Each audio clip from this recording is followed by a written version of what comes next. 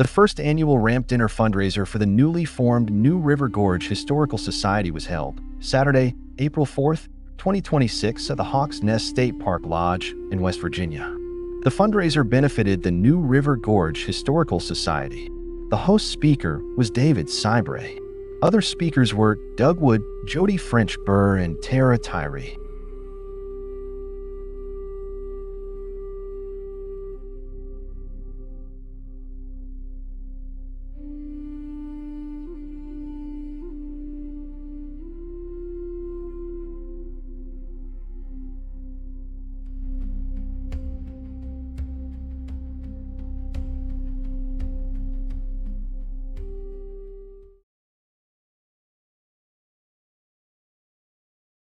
I really appreciated Dave mentioning landscapes as important places to preserve, because a lot of what I'm dealing with are trails on landscapes, not necessarily structures of any type. And why am I dressed this way? Well, for the Humanities Council of West Virginia, I portrayed a couple of different characters, one of which is Gabriel Arthur, who came into the Kanawha Valley in 1674. And then 100 years later, in 1774, Thomas Ingalls, the son of Mary and William Ingalls, he went to war against his former people, the Shawnee. So I dress as he would have been dressed on the campaign in 1774. I'm not going to talk a lot about my kit, but I just want you to see what a fellow of that time period, a soldier, a militia soldier, might look like going to Point Pleasant on the campaign against the Shawnees in 1774. So here's my kit. I see me in all my glory.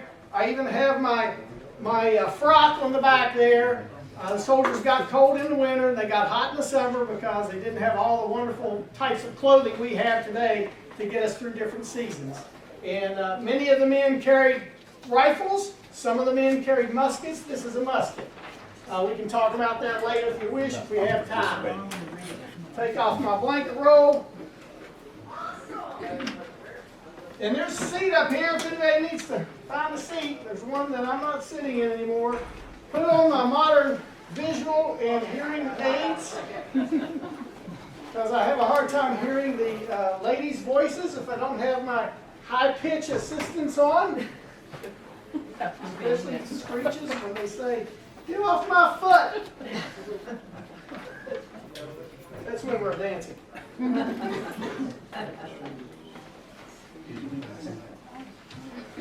All right, I can hear now and I can see. Not too bad for a 23-year-old Virginian in the militia. All right, so here we go. So these are some of the clues that I use to find out where old trails were. Sometimes you can find that they're now asphalt, 2-lane, 4-lane roads, or close to it. You can read some of these, and some of y'all can't read hardly any of them because the letters are too small. Deed records, looking at old deeds, particularly from the 18th century, the 1700s, is very helpful. Sometimes there are old trails from the 1700s mentioned in 1800s deeds, so it pays to look at a lot of deeds to try to determine where trails are located. Old travel journals, and thanks to the internet, we can get some old travel journals that some of the 19th century historians didn't have access to, and now those who research such things today, we have access to them via the internet, and that's pretty helpful. Historical interviews with old timers, especially if you find a 19th century historian who says, "I got this information from this old woman who lived up on Apple Pie Ridge back she grew up there in the 1860s," or something like that. That's pretty helpful information. Vegetation characteristics, and I'll show you what I mean here in a minute.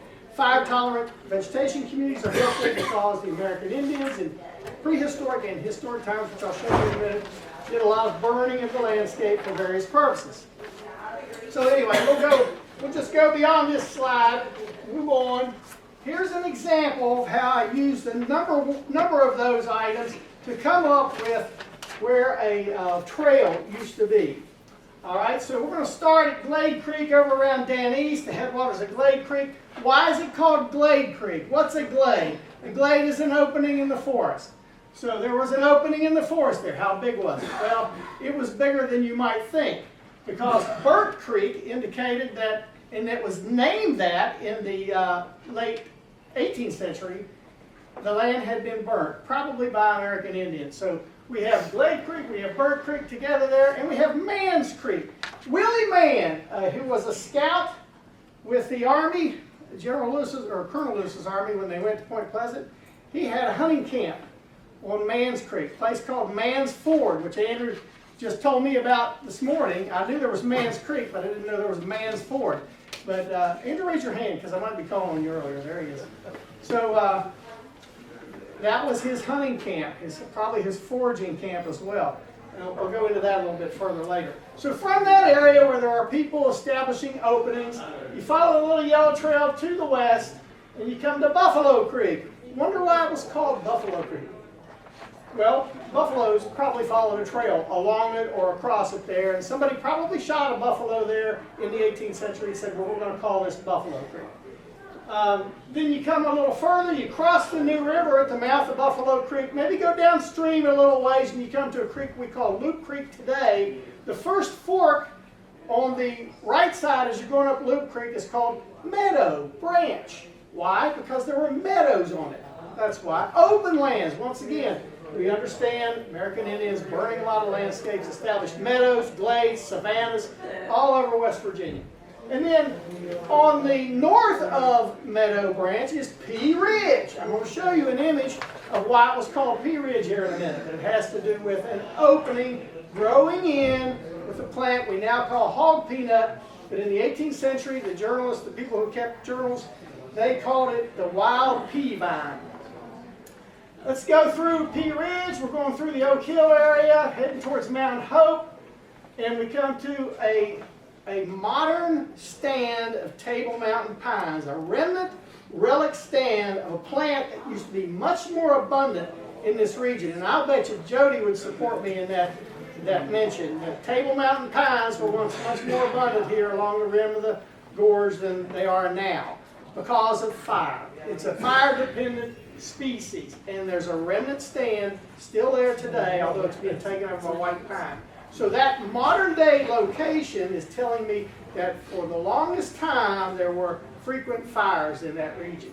And then we come a little further to the west, come across Pack's Mountain onto Pack's Branch, named after Samuel Pack, who, like Willie Mann, had a hunting and foraging camp there on Pack's Branch, close to where it runs into Paint Creek. And why was it Paint Creek? Because there was a warriors' camp in the 18th century there, where trees were painted with the war records. We come across Paint Mountain, and we come to Tony's Fork. Tony was a guy who had a camp there in the 18th century. And near Tony's Fork is Buffalo Fork. So I envision that our buffaloes went from Glade Creek, and they oh, by the way, I didn't tell you that Buffalo Creek here goes into the New River at a place called Thayer, for those of you who are familiar with the old towns around here.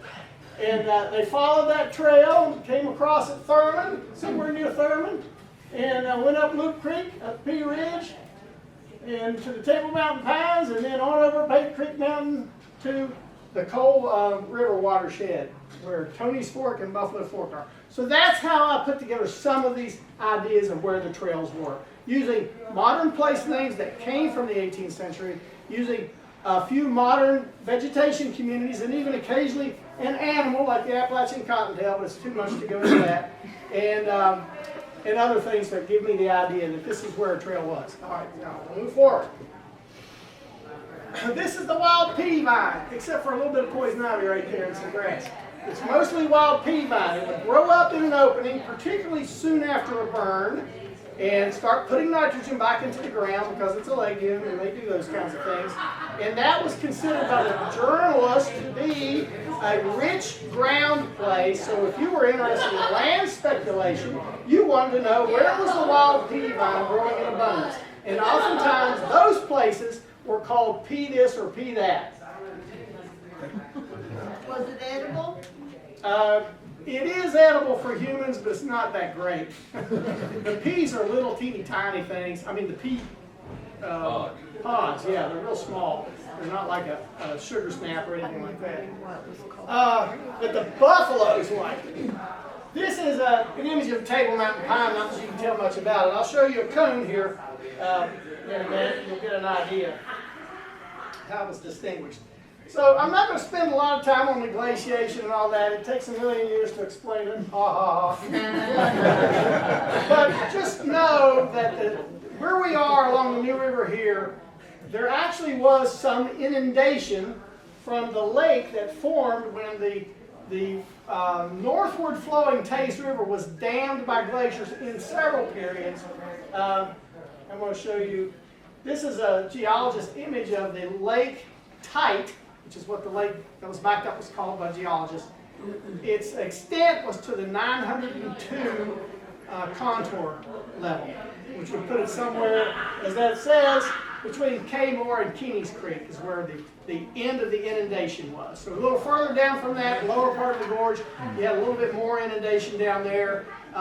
Didn't have that much effect in this region, except that once the lake did finally go down, there was a lot of rich soil for pea vines and other types of plants to grow that animals, herbivores, would have enjoyed eating.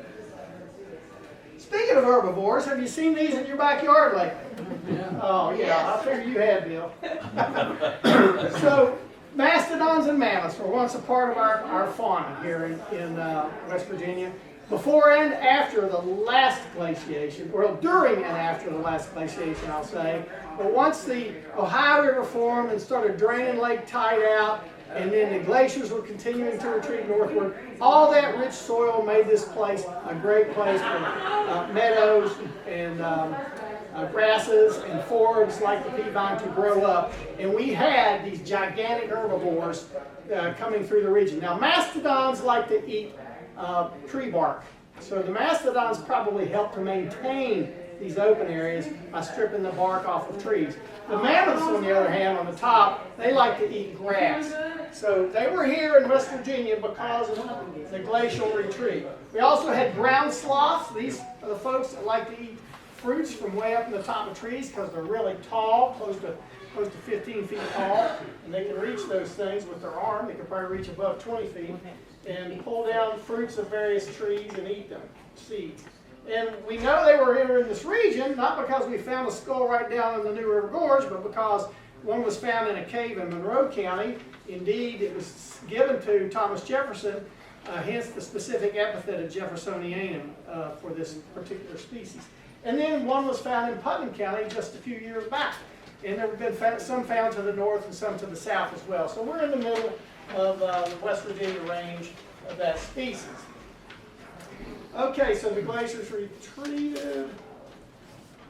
Now, I want you to see, how long did it take humans to get here? Well, in the pre-Clovis era of the Paleo period, you're talking before 10,000 BC, way back, there were humans at the Meadowcroft Rock Shelter, a couple miles from the West Virginia border of the northern panhandle. I don't know if you all have been there, you ought to go sometime, but it's a rock shelter that's been occupied off and on from that time period, 17,000 before Christ or before the current era, and up until now, because there are still people in that area.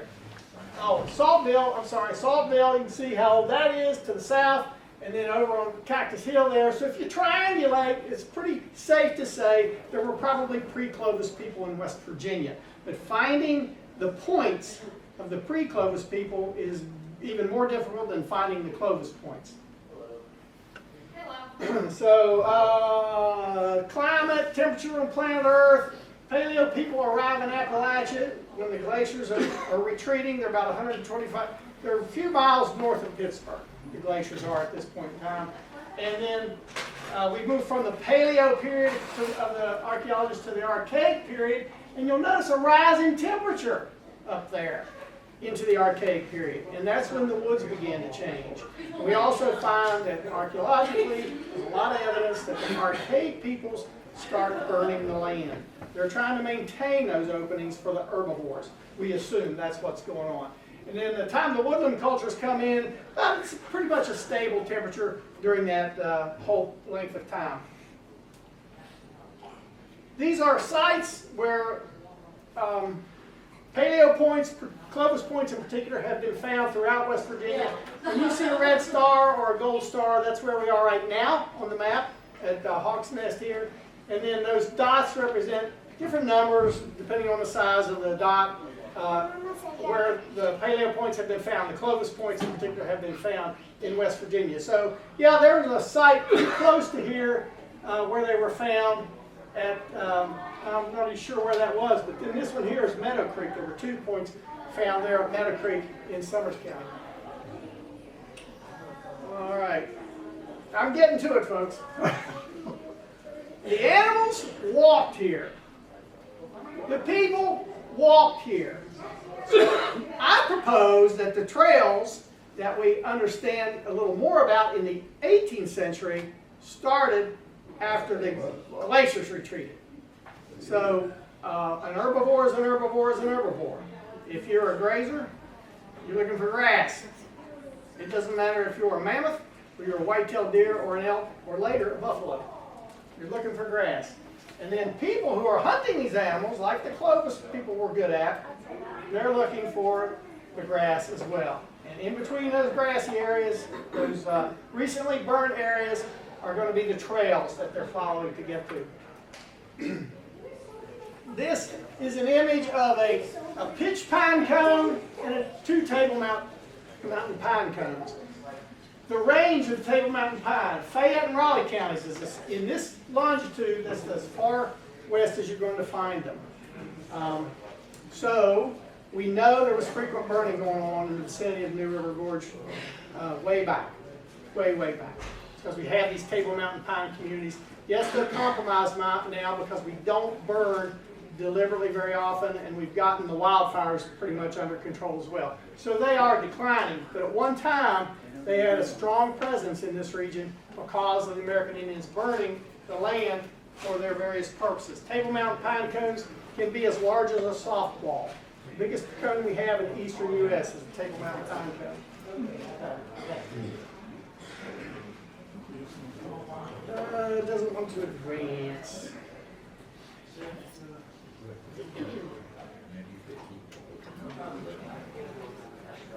All right, so in the woodland period, particularly what the archaeologists call the Hopewell cultures or Hopewell influence cultures, there was a huge, extensive trade network.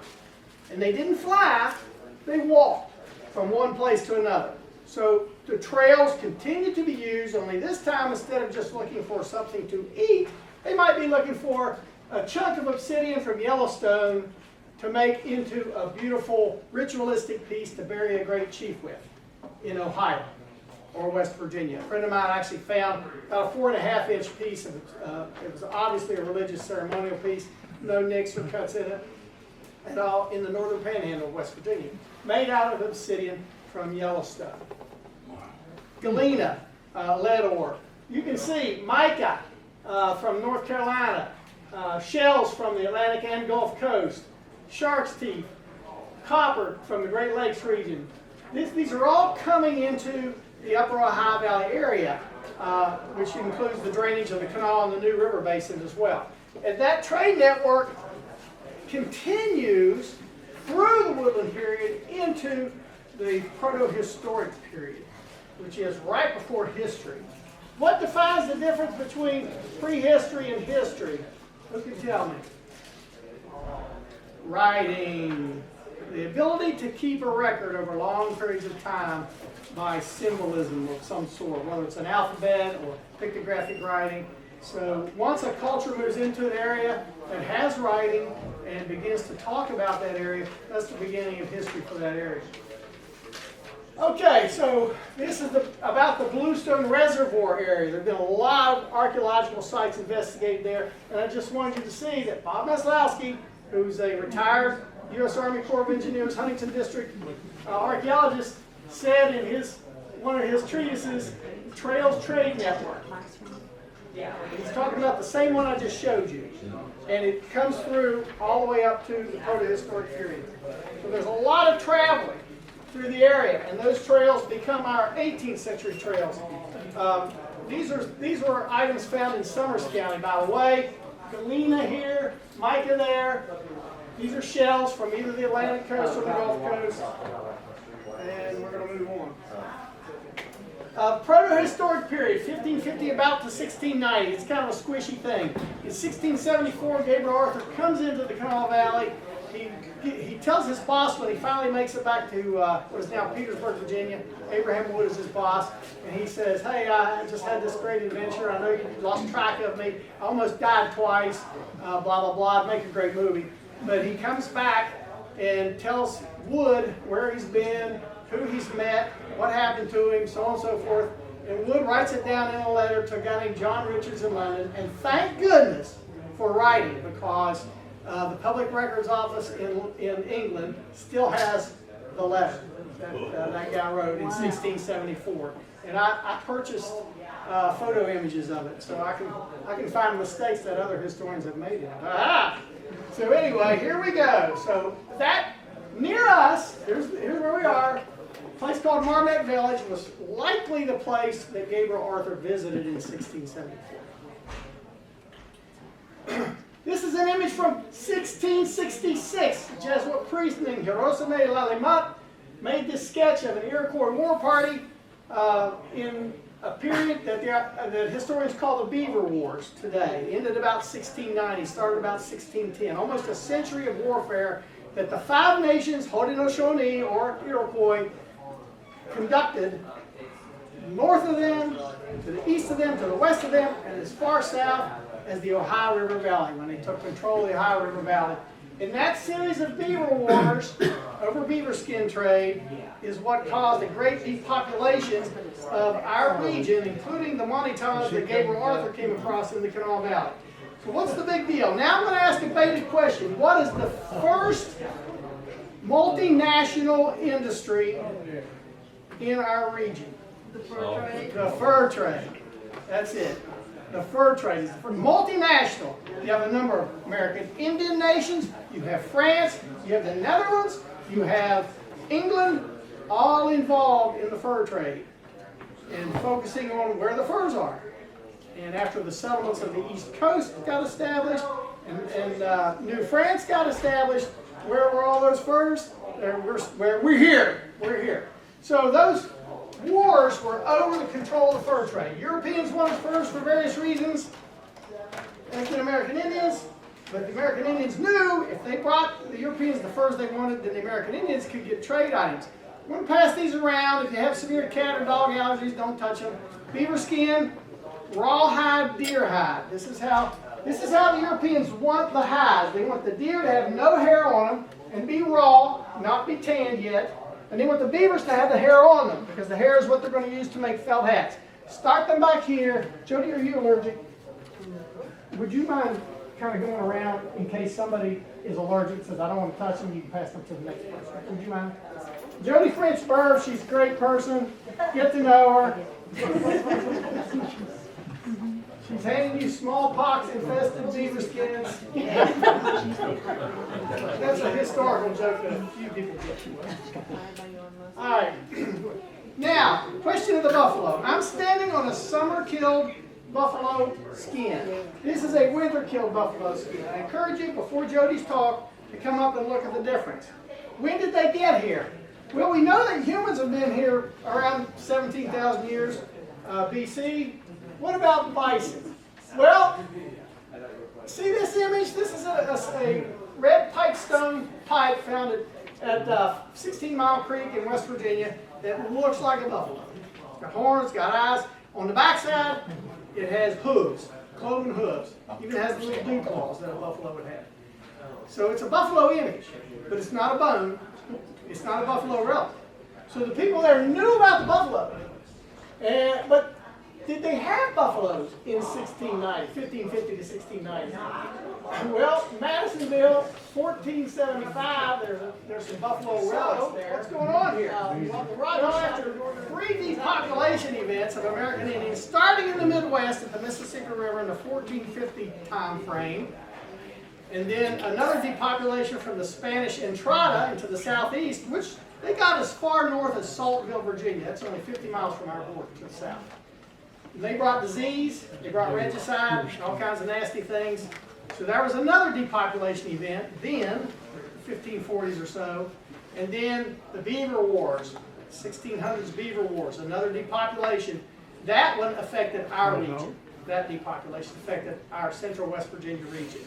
And what happens when you take the fire-escaping American Indians out of an area? It doesn't get fire-escaped anymore. The habitat starts to grow up first in grasses, then in forests. The bison take advantage of that, move east of the Mississippi. So we start seeing in the archaeological records bison bones after 1450 in that region, Illinois and Indiana. In Kentucky then, you get a few bison bones as you saw there. And then later, further east in Ohio, there are more buffalo bones found. But when you get to West Virginia, it's not until about 1700 that bison are here. That's another bison image from before 1700 of camel coal found in West Virginia. This was found in the Kanawha Valley, not too far from here actually, Bell, West Virginia, called the Kanawha Madonna. It's about 4 feet tall or so, not quite 4 feet tall. And it does not have an elk calf in its arms. It does not have a deer calf. How do I know that? Because a deer fawn. Because they have necks. Bison don't have necks. You don't notice that they have necks. And I have another slide. I thought this one was it, but I have another slide with it. I have an image under here that shows a modern bison calf in a similar pose. Not in somebody's arms, but on the ground, but in a similar pose. And by golly, that's a bison calf. So what does that represent?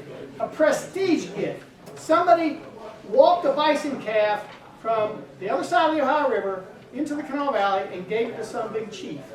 And some boys found that statue way up on a mountaintop in a crevice in a 40-foot high cliff. It's an interesting story how they got it and how they got it down. And John P. Hale went up there to try to see the crevice, and he realized it was a job for young boys, not for old men. So, but anyway, they brought it down, and it's in the State Museum today. Hale got possession of it, I'm not sure how, but it's in the State Museum now. It represents a prestige gift given to a chief from somebody further to the west who brought it there, no doubt. How big is it? It's not quite 4 feet tall, the whole thing, from pedestal up. Because like I said, it's on top of the mountain in a crevice. It had a 4-inch thick slab of rock on top of it inside the crevice. And those boys pushed that rock out and onto the ground. It broke when it fell. And then they somehow got on a tree that had limbs against the cliff. Were able to bring the statue down that way. Is it on display? What? Where is it stored? It's at the museum. Actually, I think it's on display there. I think it is. If it's not, you can ask to see it. It's on display. It is on display. I'm sorry, museum in Charleston, the Cultural Center Museum.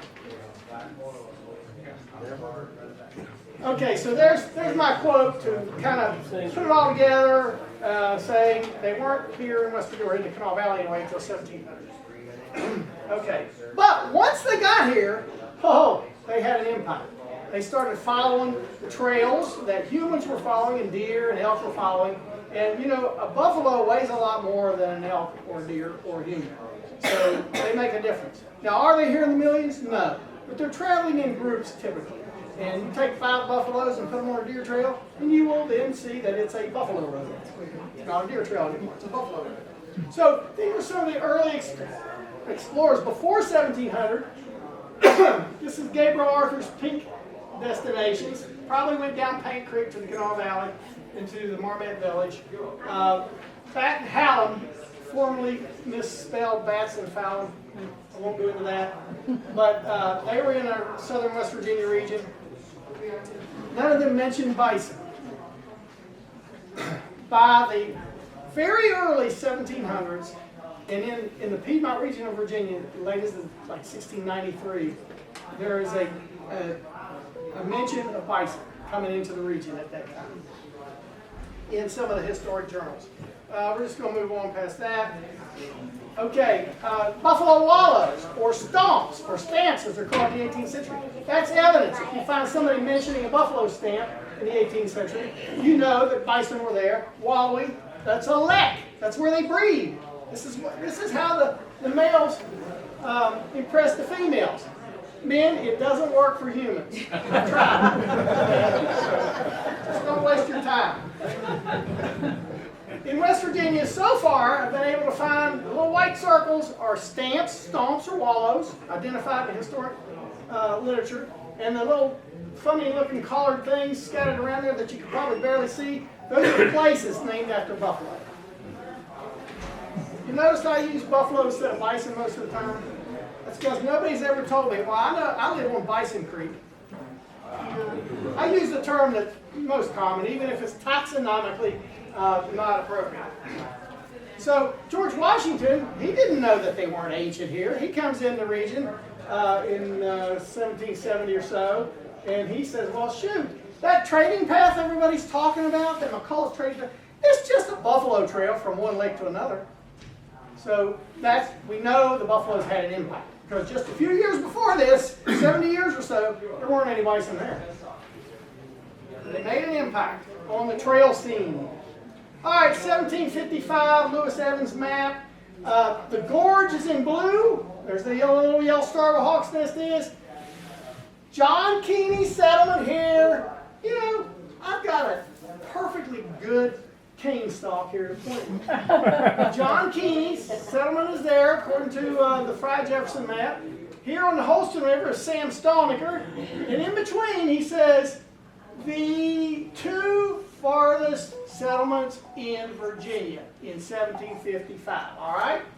And then what he says about this range of mountains here. A vein of mountains about 30 or 40 miles right across, through which there is not yet any occupied path in these parts. What does he mean by occupied path?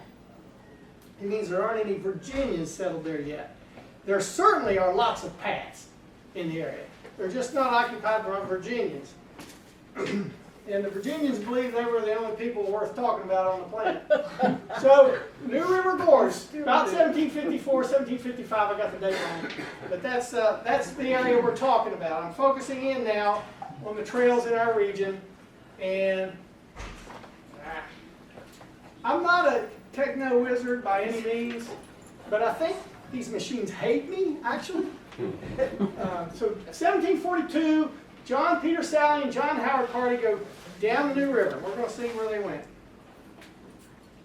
So, there they are. There they go. And they went on down to Mississippi, got arrested by the French, put in prison. Howard got put on a ship. It's a long story. And then English pirates took over the French ship, and he ended up back in England. And but Sally escaped and walked back and got back to Virginia, believe it or not. So that was in 1742.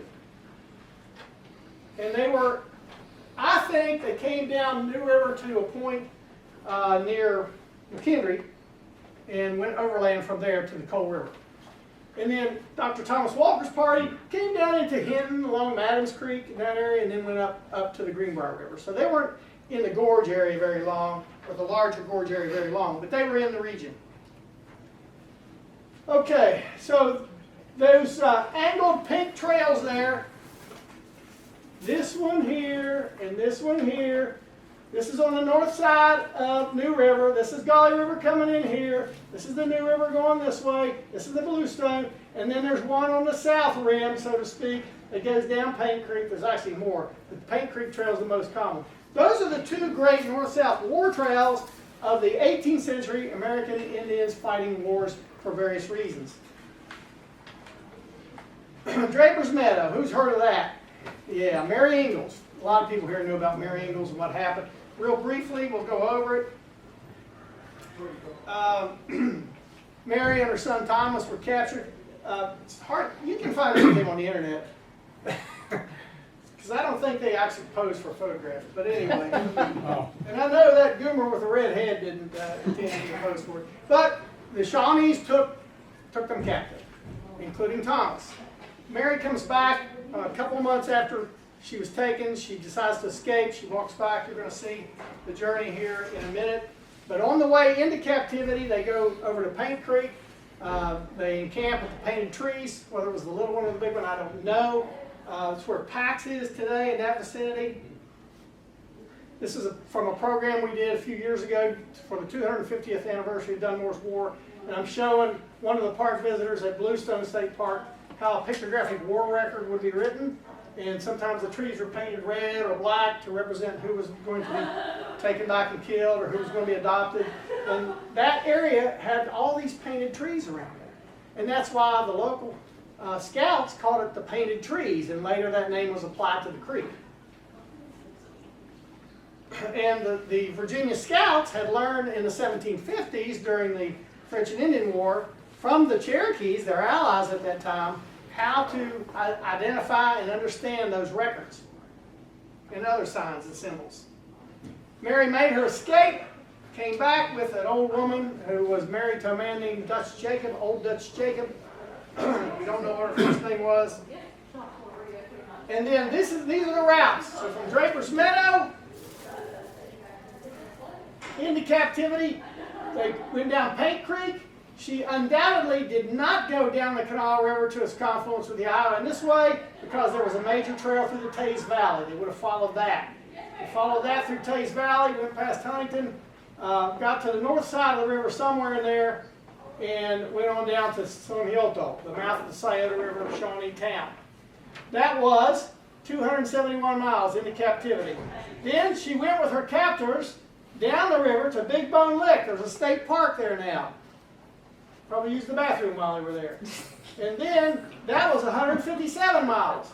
And then she and the old Dutch woman, the old German woman, walked back 475 miles.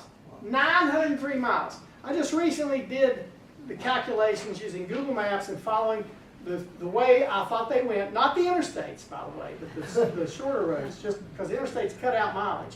So I think that's a fairly accurate measure of how many miles she had traveled. And 475 walking back, 271 walking and riding a horse partly into captivity, and then 157 miles of canoeing. That's a lot. Her son Thomas, the little blonde-haired boy there, he becomes a Shawnee and grows up a Shawnee. 17 years old, he comes back. He doesn't speak a lick of English, maybe some curse words that the traders taught him, and he gets reacculturated. And it takes a while. It takes him a few years to get reacculturated. And then he has to go to war in 1774 against his former Shawnee people.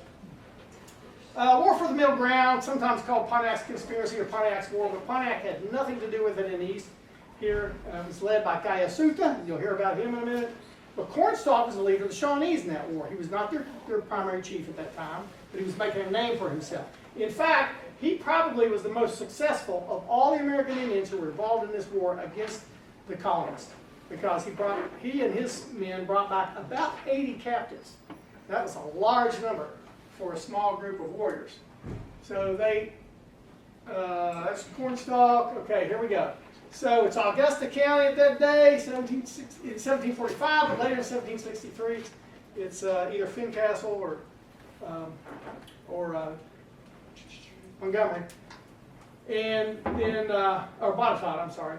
So that's how Cornstalk came into the area. Probably the north side of the Kanawha New River corridor. Could have been the south side, the way Mary went into captivity. We don't really know. But his first attacks are on the Greenbrier River area around Muddy Creek. So it's likely he came over Keeney's Mountain on the northern rim route. Okay, there's the people he took captive. And then after that war, there was a treaty established along the Muskingum River, and Cornstalk was there. And then probably 1765, there are two dates up there. The first one is probably inaccurate. J.P. Hale didn't have the resources we have. He was kind of guesstimating of 1764 that Matthew Arbuckle came down the Kanawha New River after he had heard about all the riches to gather along the way in the way of beaver skins and deer skins to trade at the mouth of the Kanawha. We don't know who he was trading with. Could have been James LaTorte, who had a trading house at one time near there. Could have been him. We don't really know. But he came down the Kanawha New River area, got familiar with the land, familiar with the trails, and that's important because when Dunmore's War happens in 1774, Arbuckle is one of the men leading the way. In fact, he's the only one mentioned in the documentary evidence as being the primary scout leading the way. So let's trade. What are we going to trade? Well, you know what? I got this bow and I'm pretty good with it, but I could sure use one of these things for shooting buffaloes. So firearms, metal goods, etc., etc. Now I'm going to pass something else around. 2 items. A knife. I'm not going to pass my knife around, but metal is definitely superior to stone. So pass around a couple of prehistoric style items. This one really is prehistoric. This one's a replica. And I think, thank you, Jody. Yep. One is an axe. And let me tell you, I've even read those primitive technology people, and they will tell you, every one of them will tell you, trying to cut a tree, even if you're just trying to burl it and bruise it with a stone axe, is really tough compared to a metal tomahawk. So these are the items that the American Indians wanted, plus cloth. They like to get cloth. And that's what they were trading their furs for. And that's why Matthew Arbuckle thought he could make some money trading to another white trader at the mouth of the Kanawha. And then he would get in return what the white trader had traded to the Indians for, which were the skins. All right, there's a couple things that happened politically on the scene. 1763, King of England says you can't go west of the Allegheny Mountains. You see that little purple line there? Without special treaties. 1768, Treaty of Hard Labor with the Cherokees. The Cherokees say, well, you know, we defeated all those northern Indians in the French and Indian War, so we'll sell you our claim south of Fort Pitt all the way to a point just south of the Kanawha River, Kanawha New River corridor. So this part here would be safe for us to settle in, supposedly, at that time frame. And then the Iroquois said, well, you know, we claim that land because in the Beaver Wars, we took over. We got it by right of conquest in the Beaver Wars. So the blue line is that the Iroquois gave up. So that left, after a couple of changes with the Cherokees, extended a little bit further to the west, there was a big chunk of land that could be settled in. And the soldiers from the French and Indian War, their eyes light up. Finally, we're going to get that promised chunk of land for our service to the king in that war. Well, it wasn't that easy. But that was the idea. That's what they thought. The problem was the people who were living there, the Delawares, the Shawnees, the Mingos, which are Ohio Valley Iroquois, they weren't involved in the treaty negotiations. Yeah, they may claim, the Iroquois may claim they own it by right of conquest in the 1690s, 1600s. The Cherokees may claim they have it by right of conquest in the 1750s, the French Indian War. But we're settled here. This is the land we operate in. And so there was trouble. Now, we're switching gears here, but we're getting to this time of 1770, which was a really interesting year. What happened in 1770 that we have an image of there? Who can tell me? Boston Massacre. Boston Massacre! And you had a policing force of the national government killed 5 Boston citizens in a mob gathered to protest national government overreach and the invasion of their city by armed agents of the national government. I think something else like that happened recently. Then John Murray, 4th Earl of Dunmore, comes in, you know, he's getting some plums from the king, gets to go to New York and be the governor. That's like the primo spot for a Scotsman to get a governorship. However, the king owed somebody else even more, so the next year, Dinwiddie has to become the governor of Virginia. Infested with mosquitoes, nasty weather along the coast in both winter and summer. He hates it. But he realizes in that position, because Virginia is a huge colony, stretches to the Mississippi River, he recognizes, I could do some land speculating and make a lot of money. So he throws in with the leaders of Virginia. He says, hey, you know, I'm on your side. We'll nurse the king into giving us the land. And all that's going on. He began strengthening his ties, as I said. I already went through that. Now, there's a statue on, I think it's called Washington Hill, or something like that, in Pittsburgh. This guy here is Gaius, who's the representative. This guy here is representation of George Washington. And that young lady in the middle telling George to back off is my wife. She would have done it, I guarantee it. All right, so Gaiasuta and George go way back together. When George, in 1753, was sent by Governor Dinwiddie to tell the French, get out of the Ohio Valley, Gaiasuta guided him to the French fort, or at least part of the way. Later on, Gaiasuta leads the war for the middle ground in the Ohio region, so he's against George Washington at that time. But this is a period of peace, 1770. Washington's speculating, goes down the river.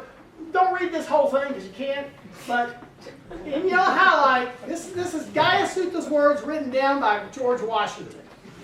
Okay, he basically says, you go up the Kanawha River. He's explaining to George what's the Kanawha River like. George has never been on the Kanawha River. He probably heard Matthew Arbuckle maybe mention it or something, but he's never been there, and he's speculating on land. So, and Gaiasuta knows that. Gaiasuta's a nice guy. You know, I'm not angry at you anymore, so on and so forth. They camp together on the Ohio River. And Gaiasuta says, well, the Kanawha River, here's how it goes. You go up, if you go on the north side, or south side, the land just gets wider and wider in the bottom as you go up. On the north side, it kind of pinches down here and there. So he's telling you really stuff that George Washington's paying attention to. Because where is he going to be able to seat people? Well, the big bottoms are on the south side. Okay, that's what I'm going to look at and consider in the future. And then he gets up, he says the river splits, there's a fork. That's where Coal River comes in. He says, and you come up, there's another fork. But right before that fork, there's an island. Does anybody here ever work in the chemical industry in the Kanawha Valley? Blaine Island? Blaine Island. Bill's got it. Blaine Island, where kind of the middle seat of the chemical industry in the Kanawha Valley is at Blaine Island, just below the mouth of Elk River, the other fork. And he says, there begins the reed or cane to grow. Now, I want to see how Jody passes this around the room. Wait a second. I mean, she's good, but you know, she pokes your eye out. I'm sorry. This is. Well, I can reach across the aisle that way. That's right. So this is native cane, or river cane, and it gets taller than this actually. And in the south, it gets even taller. It's above 20 feet tall in the south. But where does it grow in West Virginia? Well, coming from the west, in the Kanawha Valley, it starts at Blaine Island. And where does that range extend to? Well, we're going to investigate that. Okay, there's Blaine Island on a Google map, pointed out by the little white thing there that has the quote. Those green dots are places where friends of mine and I in the Native Plant Society have located remnant populations. Usually they're small patches of cane. Now, we haven't found many in this middle reach, but there's some growing on Wheeler Island, a little small patch, and I saw it again this morning when I came through there. There were two patches that I found. One at the campground at Golden Ridge, but they kept mowing it down year after year and finally gave up the ghost. One at the Department of Highways garage there. It got inundated so many times in recent years that it finally gave up the ghost. Plus it was overshadowed. It loves the sun. That one near the campground is this one right here. What's that falls called? Cathedral. What creek is it on? Cane Branch or Cane Creek. And I have at least two deed records that I found from the 18th century, from the late 1700s, mentioning the cane patch on that creek. So as far as we know, that's as far up the New River that the cane grew. It could have been further, but I've never found any other remnant patches. Was the cane used for something? Let's just yeah. You're good. What was the cane used for? A lot of things, Bill. The Catawbas used it to make a poisoning kit, rattlesnake poison for leaving punji sticks. The Cherokees use it for wattle and daub in their summer houses. The Creeks did too, the Choctaws. They made blowguns out of it. Here's one I bought from the Cherokees in North Carolina. This is a southern, bigger version of the cane. It's the same species, but it gets bigger in the south. Blowguns. So a lot of things that they were used for. Still used to make cane split baskets. A lot of the Cherokees, Choctaw folks who are selling those today are still making cane baskets out of native cane. The same family as bamboo? It's in the same subfamily, or superfamily. It's in the same superfamily. So Cane Branch off of Dale and down in Loudon. That's right. There was a cane patch there. And matter of fact, Becky, there were Until about 2 years ago, there were still about a dozen plants growing there, but they've disappeared since then. So we're losing it, no question about it, but it used to be more abundant. Okay, what's the big deal with that? Well, buffaloes love that stuff. And in the wintertime, it provides them food when there's not a whole lot of other green vegetation. You're looking at a severe winter frostbitten at the northern end of the range came here. All right, got it growing on my property. But it was frostbitten this year. I've seen it frostbitten one more time before that. But it's still alive, and it's going to put out, this was a green leaf before I plucked this. So even though it gets frostbitten this far north, it can still live. So that was about the edge, the northern limits of the range and the eastern limits of the range here in West Virginia. Barely in the New River Gorge area, but the bison loved it. So those late-coming bison knew where the cane breaks were, knew where all the savannas and the glades were, knew where the licks were, the places where they could do their wallowing and all that. And that's why they were abundant in our region. Looks like my map is not going to come to full circle here. Let's see if I can, no. Like I said, these things don't like me. Unfortunately, this was the one I was hoping to key in on. This white line at the bottom here, that's a trail. That's that trail that I identified at the beginning based upon place names, based upon deed records, based upon buffalo, based upon meadow, pea, and so on and so forth. The camps, all those people's camps. Why did they have their camps there? Well, the first thing you do is you shoot a buffalo. You go to your camp in the fall of the year after the buffalo is put on its winter coat. You shoot a buffalo to make a bed. Then you shoot deer and trap beaver to sell the hides, because in the late 1700s, early 1800s, that's what Tony, Pat, Man, and a whole bunch of other places that have names of human beings and camp after them usually, that's what they were doing. And then they go back to trade their skins, and then they come back in the summer and they dig ginseng and yellowroot and other plants that were going to China, believe it or not. And they made money that way too. So those camps were important places for these men to establish a way to get sustenance and money for their families. All right, I think we're about done winding down here. This should be the last slide, but it's not coming up, unfortunately. I'll just tell you, oh, here we go. So Thomas Ingalls, he probably walked when he went to the war. He was driving cattle. Well, it's not coming up. All right, this thing hates me. So Thomas Ingalls went on the same way that Mary went to war from Paint Creek downstream. He came on the North Rim in 1774 along with Colonel Lewis's army and a whole bunch of other men and cattle and settlers. Now, can you imagine, Andrew, help me here with the numbers. I think 700 pack horses total that we know of between the two groups, or three groups that came out first. Yes. And then 108 head of cattle in Colonel Charles Lewis's first group. We don't know exactly how many in the other, probably less. And then maybe Anthony Bledsoe may have brought some too. So maybe William Christian. Yep. Maybe close to 200 head of cattle. 78,000 pounds total of flour. Yes. And on horses. That's why there were so many pack horses brought. That's a lot of weight over the period of a few days. So can you imagine the Buffalo Road began to look more like a superhighway after that expedition. And you have axemen along, cutting the way, cutting trees out of the way, because they're anticipating settling that region. Remember, King George finally said, yeah, go ahead, and now there's some trouble between King George and the colonies. So these guys are speculating. I'm going to get a warrant for a chunk of land.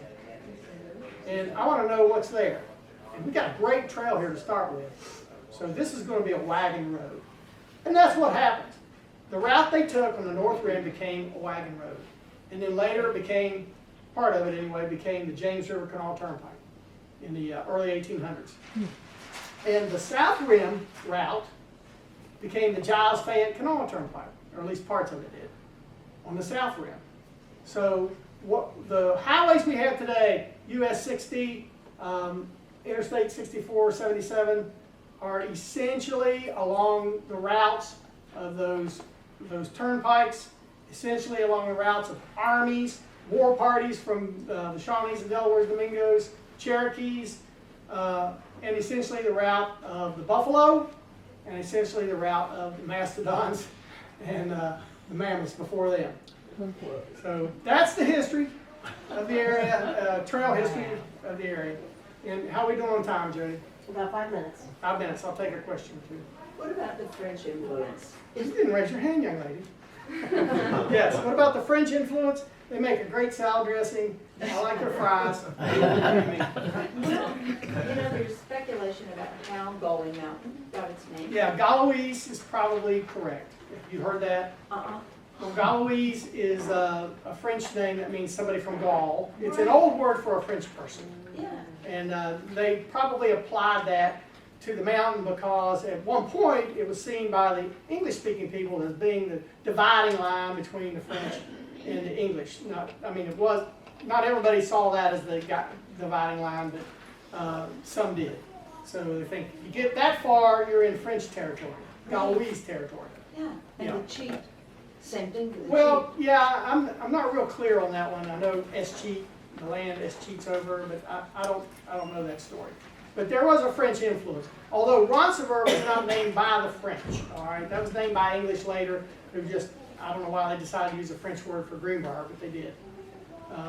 But there was heavily French influence in the region, there's no question about it, especially during that early trade period between Europeans and American Indians. There were Frenchmen all up and down the Ohio River Valley, some probably coming further east into West Virginia. We don't know that 100% for sure, but certainly the French were better at mapping these American Indian towns that were scattered around in the region. So they had some landscape knowledge of the area. Wait a minute, you had a question? Yeah, you were talking about the various treaties that were, when land got redesignated. I think I saw a map one time that showed that the New River itself was a boundary line for one of those treaties. There was a proposal right before the Treaty of Hard Labor with the Cherokees. There was a proposal, I can't remember what it's called, somebody in England proposing this, or somebody in the colonies proposing that the river be the boundary. But when they actually hammered out the deal at the Treaty of Hard Labor in 1768, the Cherokee said, well, we'll draw a line from Fort Chiswell to the mouth of the Kanawha River, and that line is the boundary.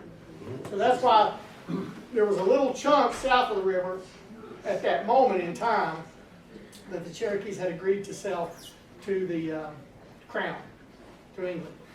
Then those other two moves, there was the next 2 years after that, the Cherokees were being milked by the colony and Crown officials trying to convince them, you know, the Iroquois sold us a big chunk of land all the way to the Tennessee River. Why don't you sell us a little more? And so they, okay, for this amount, we will sell another chunk of land from the island in the Holston River, the Long Island in the Holston River, north to the Kanawha River. And then the final deal came without any Cherokee's approval except one. Atakokolu, who was the white chief or the peace chief of the Cherokees at that time, went out on the survey crew with Colonel Donaldson out from North Carolina. They started following this line from the Holston River Island north, straight due north to the Kanawha River. And Atakokolu said, you know what, for a little extra, I'll take you across Crown Mountain. We'll hit the head of the Kentucky River. We'll hit the head of the North Fork of the Kentucky River. Follow it all the way to the mouth, and you can have all that land in there too. That's what happened. And no official Cherokee agreement, just basically a handshake while they're on the trail. And England, of course, was glad to claim it. Am I done, Judy? Okay, I'm done. Sorry. Well, this guy had his hand up a long time. So you mentioned a lot of animals at the beginning, and where I've learned my history is different than everybody else here, but you certainly agree. But I never heard you mention anything about bears. Now, I get bears in my yard, I get deers. Yep. I don't expect any mammoth or anything else. Can I take it just a few minutes to the black bear skins? There were abundant bear in the region, obviously, but they weren't targeted for trade. And the reason is a bear hide weighs a lot more than a deer hide and a beaver hide. Even the deer hide with the hair off, you saw how light that was. But what the bear skins could be used for in England had to have fur on them, all right? but they weigh so much, and they only brought a Spanish dollar's worth of goods in trade, which is what a deer skin with no hair and a beaver skin with hair brings, about the same weight. So who's going to carry bear hides? So it's all about the money. It's about the money. But what happens in the early 1800s when these families are making their foraging camps? Napoleon, what does he do early 1800s? He starts a war over in Europe. And he has a bunch of soldiers that end up in Russia. He buys bear skins from North America to clothe his Russian soldiers in bear clothes. And then the price of bear goes way up, plus New Orleans is rendering bear fat into bear oil and selling it around the world as a cooking agent. So that's when the price goes up, and Daniel Boone's son Nathan said they take one trip up to the Leviza Fork of the Big Sandy River, his mother, and Daniel, and Nathan, the son, he writes about it, or he told a fellow who wrote it down. He said we killed 176 bears that winter, and they made a lot of money. Anyway, it's all about the money. Jody, let me move these out of the way, or can you? So, we're supposed to start right now, but you guys been sitting for 2 hours. So let's take about a 10-minute break, big stretch, and come back, and we're gonna continue more.